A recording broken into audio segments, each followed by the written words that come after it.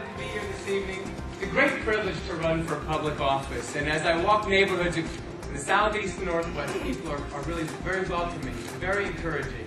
I meet with groups of small business owners, healthcare professionals, educators, and government leaders, and I'm encouraged across the board. I'm 43 years old, I'm an architect, father of 4 young children at home. I ask you tonight to consider the thoughts that I share with you and to give me a chance, because I believe the city of Fort Wayne has enormous potential that is yet untapped.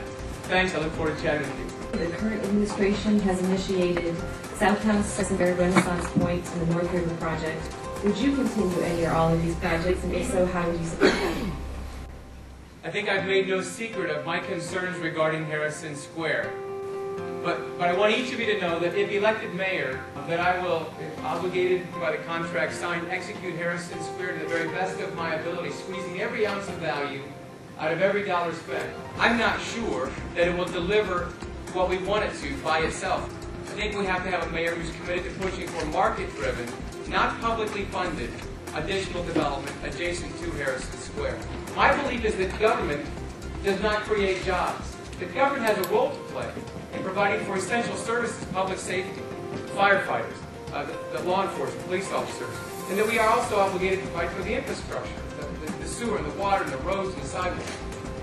But as we move away from that central core of services, we have to be very critical of and ask the question carefully, is this the role of government? And the further away you get from those core services, the more carefully you have to ask that question. How will you sell or promote our city to retain and attract high-paying jobs? How can we attract jobs in information technology, biomedical systems, advanced engineering and manufacturing, and the creative fields such as marketing and graphic design? You know, government has to find opportunities based on a promised return on investment, and then get out of the way and let the private sector do what it does best. I'll share with you a quick story that I had discussed with some members of the media today, and that is that Boeing decided to relocate their headquarters, a Fortune 15 company. So they entered negotiations with Denver and Chicago. Chicago put together the winning bid. It was a $51 million bid to get Boeing to move their headquarters from Seattle to Chicago. $30 million from the state of Illinois, and $21 million in the form of various incentives from the city of Chicago. That project, for $51 million, yielded high-tech, high-paying, executive-level jobs. They hired an additional 250 people from the city of Chicago, and they filled 160,000 square feet of office space.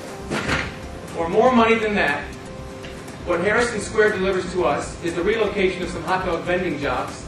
You know, there are amazing prospects for our economy, but I want to get the government out of the way and let the private sector do what it does best.